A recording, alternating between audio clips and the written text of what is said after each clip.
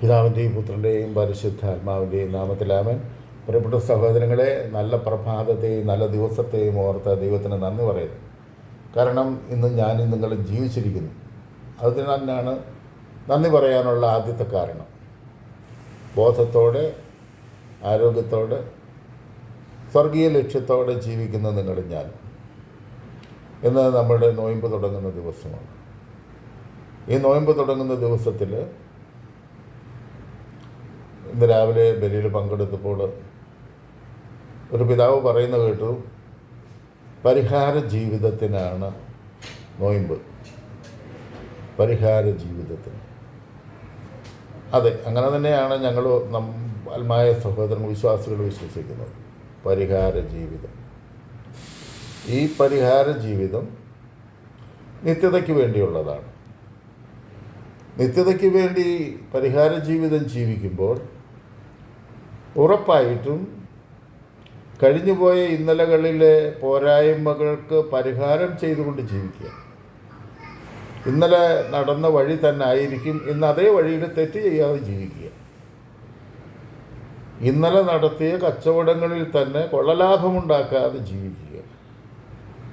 ഇന്നലെയും മെനിങ്ങാന്നും കാണിച്ച വഞ്ചനയുടെ വഴികളിൽ അത് ചെയ്യാതിരിക്കാനും ചെയ്തതിന് പരിഹാരമായി ഉപവാസവും പ്രാർത്ഥനയും ഒക്കെ നടത്തിക്കൊണ്ട് ജീവിക്കണം. അതാണ് ആ പിതാവ് ഉദ്ദേശിച്ചതും അദ്ദേഹം പറഞ്ഞതും അങ്ങനെയൊക്കെ തന്നെയാണ്. അതുതന്നെയാണ് കത്തോലിക്ക സഭയും ആഗ്രഹിക്കുന്നത്. അങ്ങനെയാണെങ്കിൽ കഴിഞ്ഞുപോയ ഇന്നലകളിലെ പാപത്തിൻ്റെ പരിഹാരമായിട്ട് വേണം ഈ നോയമ്പുകാലം ജീവിക്കേണ്ടതെങ്കിൽ കേരളത്തിലെ എല്ലാ പിതാക്കന്മാരോടും ഞാൻ പറയുകയാണ്, കഴിഞ്ഞ സിനഡിൽ നിങ്ങൾ ദൈവത്തിന് വേണ്ടി സംസാരിക്കാതിരുന്നത് കൊടിയ പാപമാണ്. കാരണം ഭൗതിക മനുഷ്യനെ, തൻ്റെ കൂടെയുള്ളവരെ വിഷമിപ്പിക്കരുതെന്ന് വിചാരിച്ച് ലക്ഷക്കണക്കിന് വിശ്വാസികൾ നരകത്തിൽ പോയാലും കുഴപ്പമില്ല എന്ന നിങ്ങളുടെ ചിന്തയോടെ നിങ്ങളുടെ മൗനം ഈ ഒറ്റ സിനഡിൽ പങ്കെടുത്ത സകല പിതാക്കന്മാർക്കും നരകം ഉറപ്പാക്കി തരും. കാരണം ഇതുമൂലം സാത്താൻ സന്തോഷിച്ചു. കർത്താവിൽ ആശ്രയിക്കുന്ന സകല വിശ്വാസികളും കണ്ണുനീരോടെ നിങ്ങൾ തന്നെ എടുത്ത തീരുമാനം നന്നായിട്ട് നിങ്ങൾ പാലിക്കുകയും പാലിക്കാൻ വേണ്ട നിർദ്ദേശം നൽകുകയും അതല്ല അത് പാലിക്കാൻ പറ്റാത്തവരെ ശിക്ഷണ നടപടികളിലൂടെ നേടാനൊരുങ്ങുകയും ചെയ്യേണ്ട നിങ്ങൾ ശിക്ഷണത്തിൻ്റെ വടിയെടുത്ത് ദൂരെ കളഞ്ഞു. ഒരു കാര്യം മനസ്സിലാക്കിക്കൊള്ളുക, ദുഷ്ടനെ എതിർക്കാതെ നിശബ്ദത കൊണ്ട് അവനെ സഹായിക്കുന്ന കൊടിയ പാപമാണ് ചെയ്തിരിക്കുന്നത്. ലോകമെമ്പാടുമുള്ള സകല വിശ്വാസികളും ഇത് കണ്ടുകൊണ്ടായിരുന്നത്.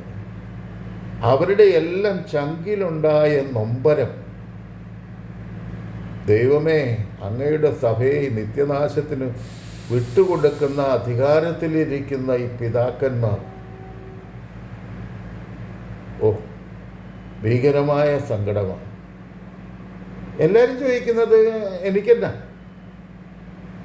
എനിക്കെന്നാന്ന് ചോദിക്കുന്ന നിങ്ങൾ ചിന്തിച്ചു കൊള്ളണം. വിദേശ രാജ്യങ്ങളിൽ ദൈവഭയമില്ലാത്തവൻ പീഡിപ്പിക്കുമ്പോൾ അവനെതിരെ സംസാരിക്കാൻ 2 കന്യാസ്ത്രീകളെ പിടിച്ച് അകത്തിട്ടതിൽ സന്തോഷിക്കുന്ന മനുഷ്യനാണ് ഞാൻ. വ്യക്തിപരമായി അവരോട് പണക്കൊണ്ടായിട്ടല്ല. അവരാ സുവിശേഷം പറയാനായിട്ട് അവർക്ക് ആ ജയിലിൽ സൗകര്യം ഉണ്ടെങ്കിൽ അവിടെ അത് ചെയ്യട്ടെ എന്ന് വിചാരിച്ചാൽ മതിയായിരുന്നു. പിന്നെ നിയമപരമായിട്ട് നമുക്ക് പുറത്തിറക്കാം. അറിയാമോ, കഴിഞ്ഞ കുറേ നാളുകൾക്ക് മുമ്പ് ഞാൻ അറിഞ്ഞൊരു സത്യം ഇതാണ്. ഒരു പെന്തക്കോസ്ത് പാസ്റ്റർ പിടിച്ച് അകത്തിട്ടു. പട്ടിണി കൊണ്ട് ശുശ്രൂഷ ചെയ്യുന്ന മനുഷ്യൻ. അയാളുടെ 22 വയസ്സുള്ള മകനെ വിളിച്ചിട്ട് പറഞ്ഞു, പെനാൽറ്റി കെട്ടിവെച്ചാൽ നിൻ്റെ അച്ഛനെ ഇറക്കി വിടാം. അപ്പം അവൻ പറഞ്ഞു, ജീവിക്കാൻ പോലും നിവൃത്തിയില്ല.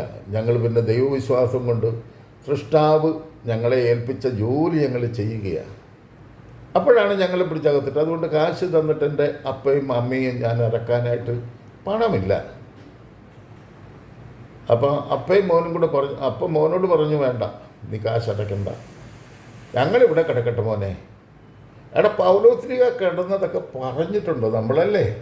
ഇപ്പോൾ പൗലോസ്ലീഹ പോയ ആയപ്പോൾ രണ്ട് തല്ല് കിട്ടിയാലും കുഴപ്പമില്ലടാ, ഇച്ചിരി പട്ടിണി കിടന്നാലും കുഴപ്പമില്ലടാ, ഇതുപോലെ വേദനിക്കുന്ന എത്ര പേരാടാ ജയിലുകളിൽ കിടക്കുന്നേ.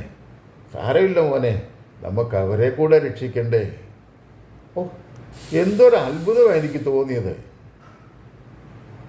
ഒരു പൂർണ്ണതയില്ലാത്ത ഒരു പന്തക്കോസ് വിശ്വാസി തൻ്റെ ജന്മം മുഴുവൻ വിശ്വാസത്തിന് വേണ്ടി ബലി കൊടുക്കുന്നു.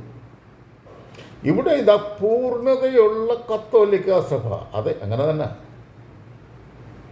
കൂദാശകളിലൂടെ ഓരോ കാലഘട്ടങ്ങളിലും വിശദീകരിച്ച് ആത്മാവി ലോകത്തു നിന്ന് വേർപെടുമ്പോൾ മരിക്കുന്നതിന് മുമ്പ് മറന്നുപോയ പാപം ഉൾപ്പെടെ ഏറ്റെടുത്ത് മോചിപ്പിക്കാൻ കഴിയുമെന്ന് ഈ കഴിഞ്ഞ ദിവസം ടി വിയിലൂടെ സംസാരിച്ച പാമ്പ്ളാനി പിതാവ്, അതുപോലെ അതിൻ്റെ പിന്നിൽ നിൽക്കുന്ന ബാക്കിയുള്ള എല്ലാ പിതാക്കന്മാരും കൂടെ നരകത്തിലേക്ക് തീരെഴുതി കൊടുത്ത ഈ ആത്മാക്കളുടെ കണക്ക് നിങ്ങൾ എങ്ങനെ പറയും? ഈ നോയിമ്പ് തീരുമ്പോൾ നിങ്ങൾക്ക് ഇതിന് പരിഹാരം ഉണ്ടാക്കാൻ പറ്റുമോ? അങ്ങനെയാണെങ്കിൽ നിങ്ങളുടെ സംസാരത്തിന് ഞങ്ങൾ വില തരാം. അല്ലെങ്കിൽ നിങ്ങളൊക്കെ വെറും സാധാരണ വിശ്വാസികളൊക്കെ മോശമാണ്. നിങ്ങൾ കോളേജ് നടത്താനും സ്കൂൾ നടത്താനും അധികാരികളിൽ നിന്ന്, വേറെ ഗവൺമെൻറ് അധികാരികളിൽ നിന്ന് എന്തെങ്കിലും അവകാശം പിടിച്ചെടുക്കാനും, എന്താ കോളേജും സ്കൂളും ഒന്നും പിടിച്ചുകൊണ്ട് പോകാതിരിക്കാൻ വേണ്ടി തിന്മയ്ക്ക് കൂട്ടു നിൽക്കുന്ന അധർമ്മത്തിൻ്റെ സ്വർഗം നിങ്ങൾക്കും ദൈവജനത്തിന് നഷ്ടപ്പെടുത്തുന്ന ഇത്തരം തിന്മകളിൽ നിന്ന് പിന്മാറാൻ ദൈവത്തിൻ്റെ പരിശുദ്ധാത്മാവിനെ നിങ്ങളെ സഹായിക്കട്ടെ. അത് കാണുവാനും ആ വലിയ സന്തോഷം അനുഭവിക്കാനുള്ള ഭാഗ്യം ലോകജനത്തിനുണ്ടാകട്ടെ. എൻ്റെ പ്രിയപ്പെട്ട സഹോദരങ്ങളെ, ആരെങ്കിലുമൊക്കെ ഇതൊന്ന് ഷെയർ ചെയ്ത് ഈ പിതാക്കന്മാരെ ഒന്ന് ഏൽപ്പിക്കണേ.